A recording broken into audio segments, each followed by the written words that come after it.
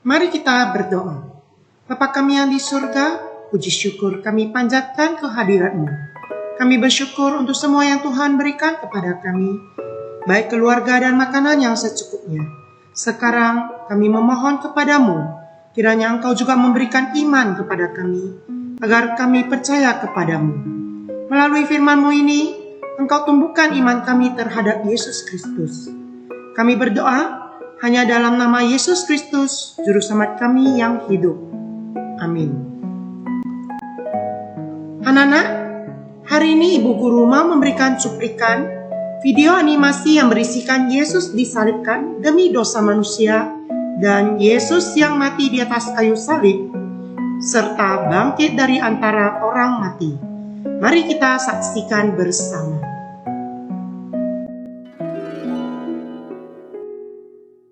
Yesus mati di kayu salib.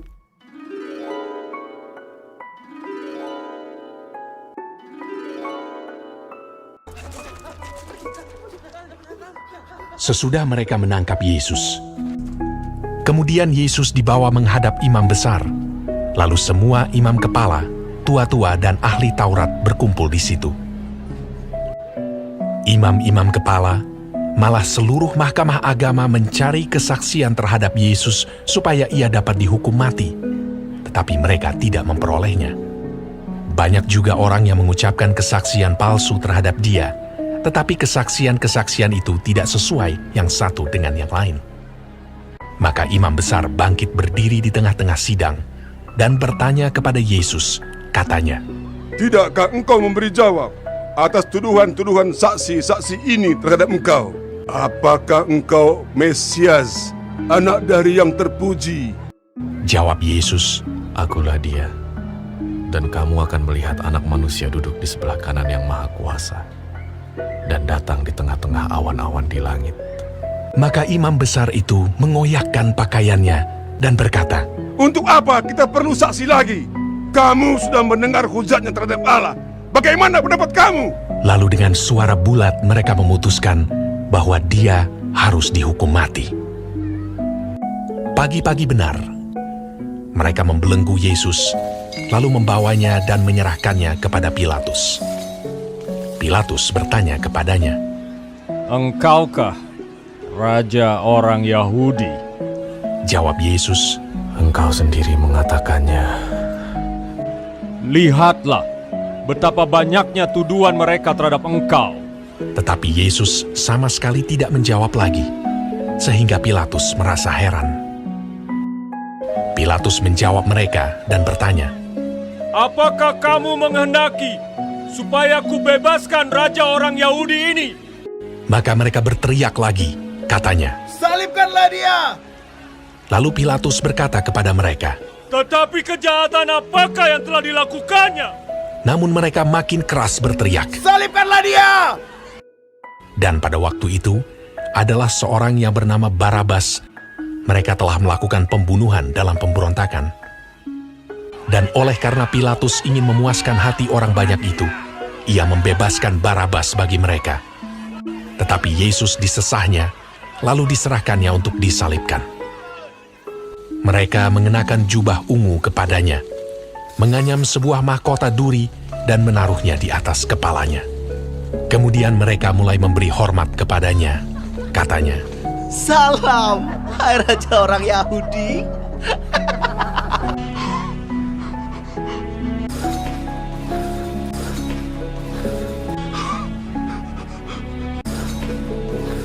pada waktu itu lewat seorang yang bernama Simon orang Kirene yang baru datang dari luar kota. Dan orang itu mereka paksa untuk memikul salib Yesus.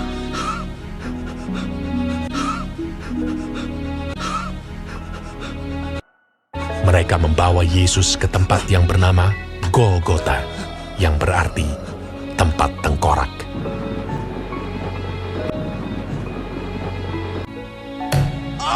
Kemudian mereka menyalibkan dia.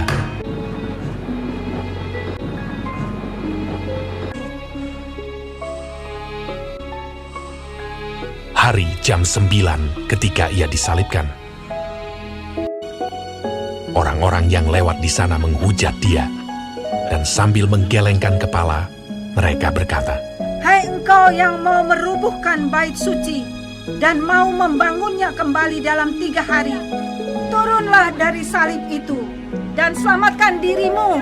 Demikian juga imam-imam kepala bersama-sama ahli Taurat mengolok-olokkan dia di antara mereka sendiri, dan mereka berkata, Orang lain ia selamatkan, tetapi dirinya sendiri tidak dapat ia selamatkan.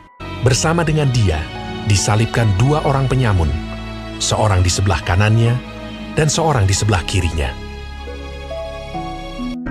Bukankah engkau adalah Kristus? Selamatkanlah dirimu dan kami.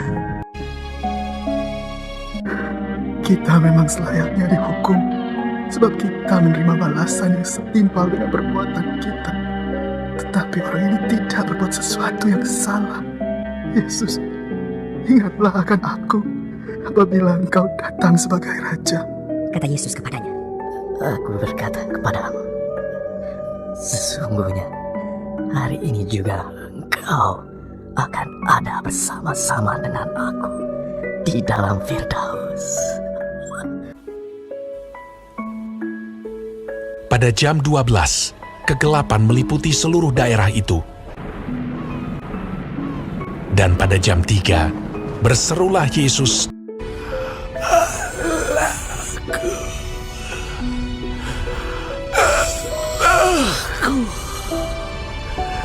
Mengapa kau meninggalkan aku?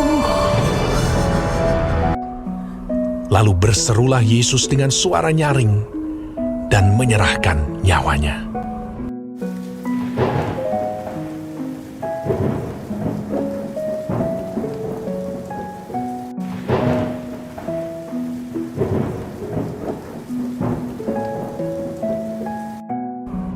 Ketika itu, tabir bait suci terbelah 2 dari atas sampai ke bawah. Waktu kepala pasukan yang berdiri berhadapan dengan dia melihat matinya demikian, berkatalah ia, Sungguh, orang ini adalah anak Allah. Yusuf, orang Arimatea, seorang anggota majelis besar yang terkemuka, memberanikan diri menghadap Pilatus dan meminta mayat Yesus. Lalu ia membaringkan dia di dalam kubur yang digali di dalam bukit batu. Kemudian digulingkannya sebuah batu ke pintu kubur itu.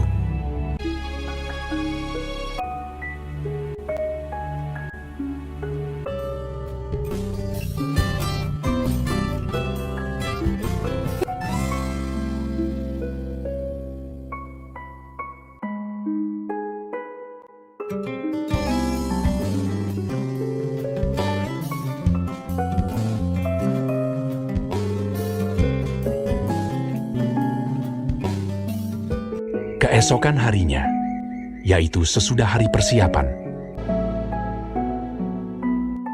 datanglah imam-imam kepala dan orang-orang Farisi bersama-sama menghadap Pilatus, dan mereka berkata, Tuan, si penyesat itu sewaktu hidupnya berkata, sesudah 3 hari, aku akan bangkit. Karena itu, perintahkanlah untuk menjaga kubur itu sampai hari yang ketiga. Dan dengan bantuan penjaga-penjaga itu, mereka memeterai kubur itu dan menjaganya.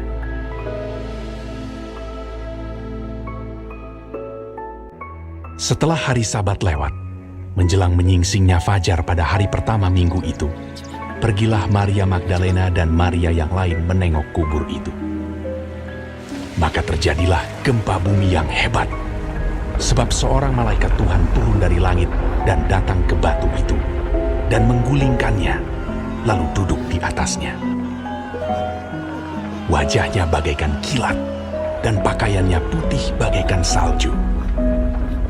Dan penjaga-penjaga itu gentar ketakutan, dan menjadi seperti orang-orang mati. Akan tetapi malaikat itu berkata kepada perempuan-perempuan itu, Janganlah kamu takut, sebab aku tahu kamu mencari Yesus yang disalibkan itu. Ia tidak ada di sini, sebab ia telah bangkit, sama seperti yang telah dikatakannya. Mari, lihatlah tempat ia berbaring. Dan segeralah pergi dan katakanlah kepada murid-muridnya bahwa ia telah bangkit dari antara orang mati. Ia mendahului kamu ke Galilea. Di sana kamu akan melihat dia. Mereka segera pergi dari kubur itu dengan takut dan dengan sukacita yang besar dan berlari cepat-cepat untuk memberitahukannya kepada murid-murid Yesus. Tiba-tiba Yesus berjumpa dengan mereka dan berkata, Salam bagimu. Jangan takut. Pergi dan katakanlah kepada saudara-saudaraku, supaya mereka pergi ke Galilea. Dan di sanalah mereka akan melihat aku. Ketika mereka di tengah jalan, datanglah beberapa orang dari penjaga itu ke kota dan memberitahukan segala yang terjadi itu kepada imam-imam kepala. Mereka mengambil keputusan, lalu memberikan sejumlah besar uang kepada serdadu-serdadu itu, dan berkata, Kamu harus mengatakan bahwa murid-muridnya datang malam-malam dan mencurinya ketika kamu sedang tidur. Mereka menerima uang itu dan berbuat seperti yang dipesankan kepada mereka. Dan ke-11 murid itu berangkat ke Galilea, ke bukit yang telah ditunjukkan Yesus kepada mereka. Yesus mendekati mereka dan berkata, Kepadaku telah diberikan segala kuasa di sorga dan di bumi. Karena itu pergilah, jadikanlah semua bangsa muridku, dan baptislah mereka dalam nama Bapa dan Anak dan Roh Kudus.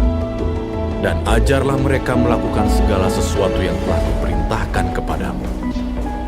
Dan ketahuilah, aku menyertai kamu senantiasa sampai kepada akhir zaman.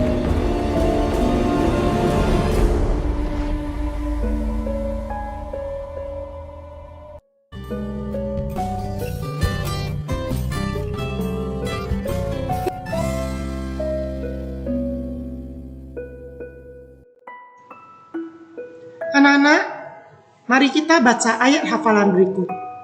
Yesaya pasal 9 ayat 5. Sebab seorang anak telah lahir untuk kita, seorang putera telah diberikan untuk kita. Lambang pemerintahan ada di atas bahunya, dan namanya disebutkan orang. Penasihat ajaib, Allah yang perkasa, Bapa yang kekal, Raja damai. Yesus telah lahir untuk kita, mati untuk kita, dan bangkit untuk kita. Tujuannya agar manusia beroleh hidup yang kekal. Maukah anak-anak percaya kepada Yesus?